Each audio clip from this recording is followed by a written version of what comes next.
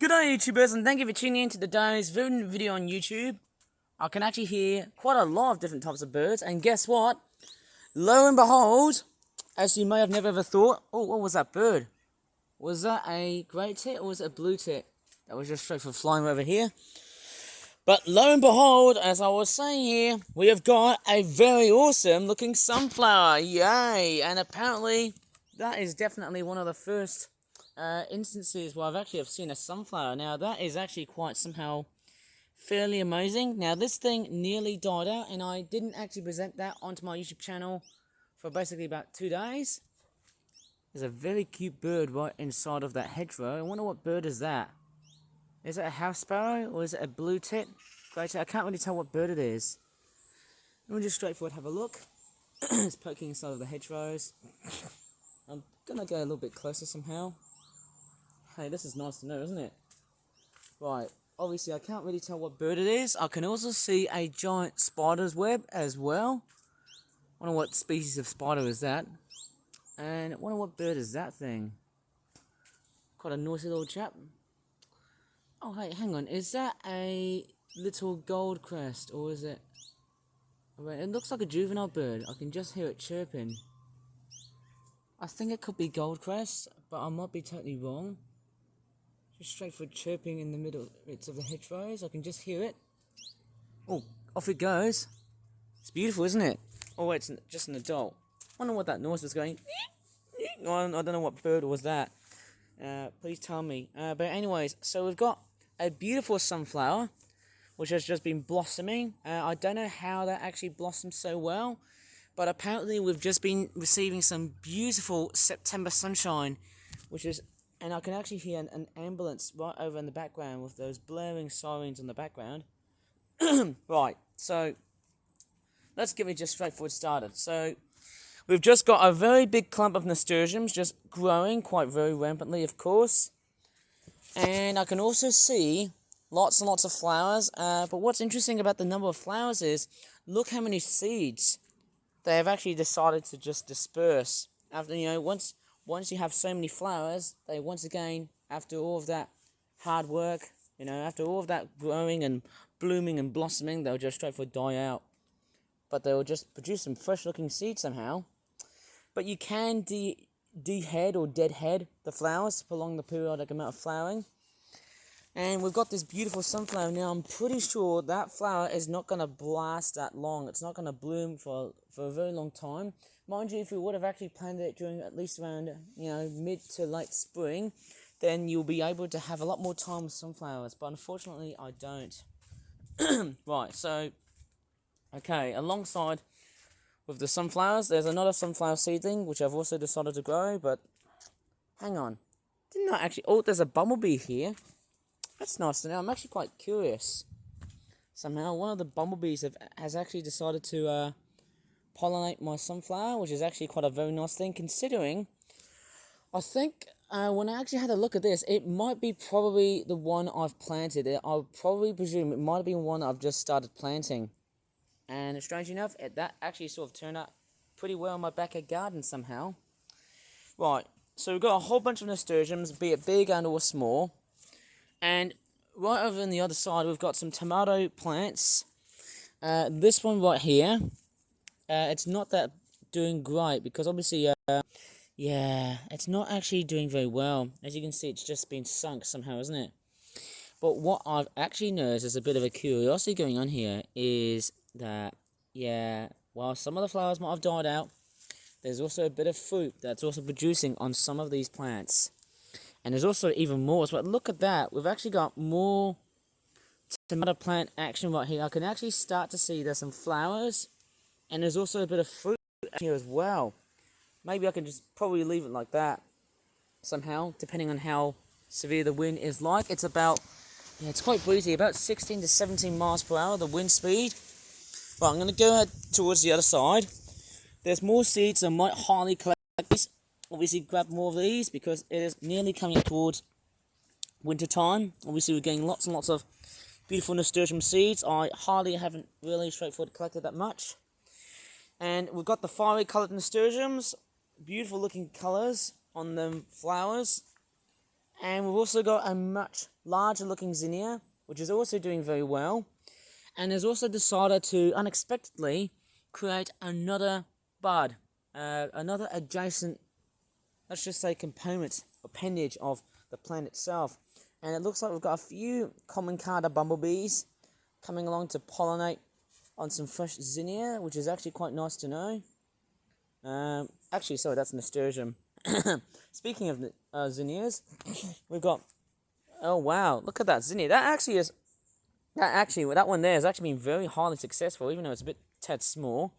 Yes, there's more sunflowers, and I can also see more cosmos right here. Another big zinnia, of course. I think there's another one right there. Right, so we've got a few zinnias. Like so, I haven't really been straightforward entering in this backyard garden for a long period of time. I can see a wood pigeon right there. Crikey, it's strange just not to straightforward feature as much wildlife and nature as I initially thought I'd be doing. Ah, man, I could have just straightforward done that, but this is what I've been straightforward let's just say, determined to film. Yeah, we've got a wood pigeon right there, perched on a fir tree. And apart from the wood pigeon, I can also start to see other things as well, which also includes a very weird swathe of nasturtiums, which at first were big right here, but then they've decided to congregate at this section right here. So I'm starting to see a transferable wall of nasturtiums, which is actually quite nice to know. And of course, as we've got the wood pigeon right here, I've also noticed that the bird food has also totally distinguished itself a little bit differently. Sure, I just said a little bit disintegrated. Sorry, I think I've misinterpreted words here. Yeah, they would have been completely and utterly disintegrated really, really fast. And I can actually hear a bit of small bird activity right here. Noticing there's actually quite a lot of it going on right here. Can't really see if there's any more small bird activities. Okay, we've also got a bit of cosmos as well. That one there, unfortunately, has just sunk. But what's really surprising is, hey, if I go up towards the other cosmos, you can actually see that this one here has actually started to produce a seed head. But most importantly, we're also starting to see loads and lots of new fresh blossoms about to appear at any time. What's even more interesting is I'm also starting to see a very fresh looking flower head about to pop up later on.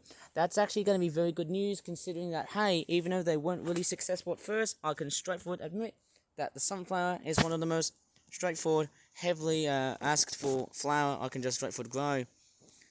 Maybe it's not. And I can't deal with the brightness. Camera doesn't like me. But yeah, that is a nice addition. That sunflower of mine, it has now developed a flower head, but it won't straightforward start flowering up in towards around mid-late September, possibly early October. I'm actually quite curious about this wood pigeon, because I want to show you the bird food and how it's been disintegrated that much. Whoops, I've just kicked a bit of dirt. Okay, I can actually see how apprehensive this wood pigeon is, and if I go up closely, you can just see how totally and utterly apprehensive this bird is. So it's got its eye. Oh, did you see the head move? It's about to go somewhere. I don't know if it's actually going to fly off or anything. But let me just see what else is there. Obviously, because there's a lot of bird food being nicked off by the wood pigeon and the squirrels. I mean, how would I not even know? There's a bit of blackberry bush that we really don't want. Yeah, I can just see the wood pigeon's head. There's a bit of wild cabbage right here as well.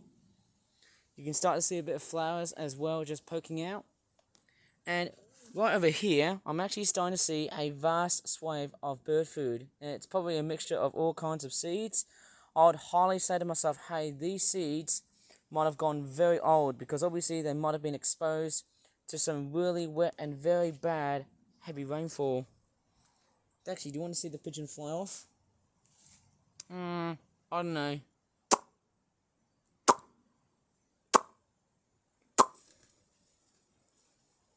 Ah, it's gone from one side. Fancy that. And there's also a very strange looking bit of vegetation here. I can also see another wild cabbage flower right here, which is nice to know. I'm going to creep myself a little bit down amongst such dangerous shrubland territory. Right, so we've got a zinnia seedling that hasn't been straightforward blossoming, which is a bit sad to see.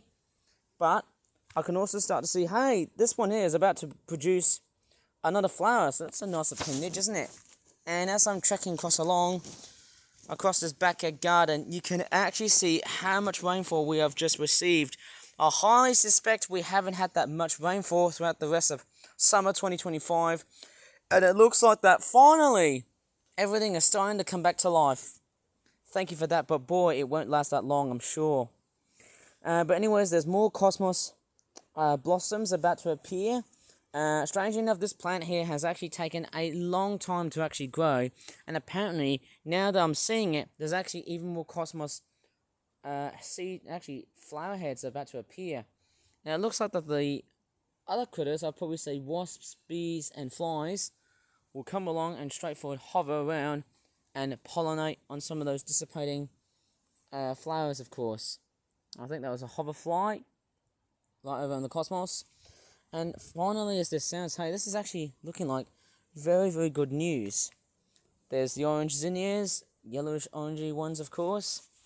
There's that big zinnia I was actually talking about, and it looks like, I think they're ending up in the same thing as those two zinnias there, I think.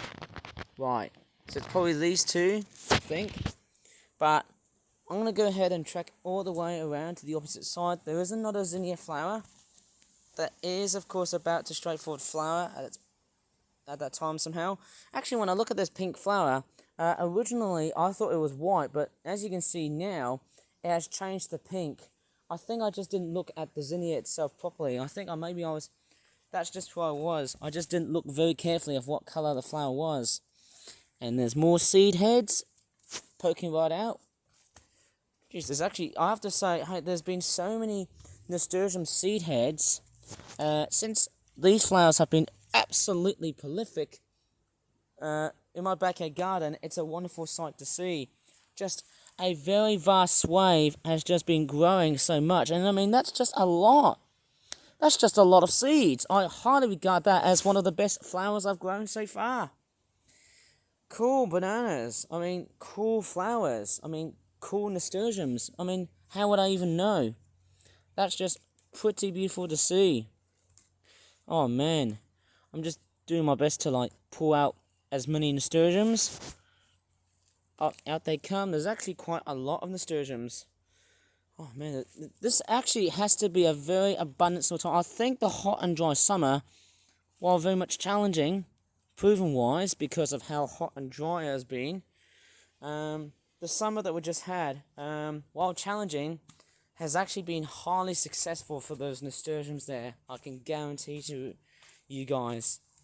And guess what? I'm going to store all of those nasturtium seeds. I'm actually going to put them right over in that big tub. Hopefully to store them up until winter. Hopefully I can just store them up until winter, and then hopefully by next year's spring, once they go very dry, I can straightforward use them as actual seeds. So I can highly say to myself, hey, store them on a cool dark spot will help them germinate for the next year or so. And I tell you what, there's actually quite a lot of nasturtiums.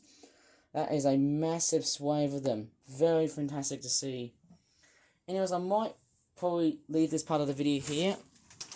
Strangely enough, I wonder what bird is feeding on top of the roofs here. I wonder what's that noise. I don't know. Maybe I'm just dreaming things. Anyways, I'm going to leave this video here. If you really enjoyed in this pretty short and... Well, actually, it's quite a bit of a long video somehow. Certainly haven't been doing a lot of rough and ready gardening videos on YouTube. Sorry for the rough dialogue, but anyways, I think that's probably about it. So, if you really enjoyed this video, please give this video a very good like. Subscribe for more flat videos in the future. And I'm really sorry I haven't made videos of this type. It was just something a little bit different than what I've always been doing let's just say throughout the last 2 to 3 days. As always, thanks so much for watching, and bye for now.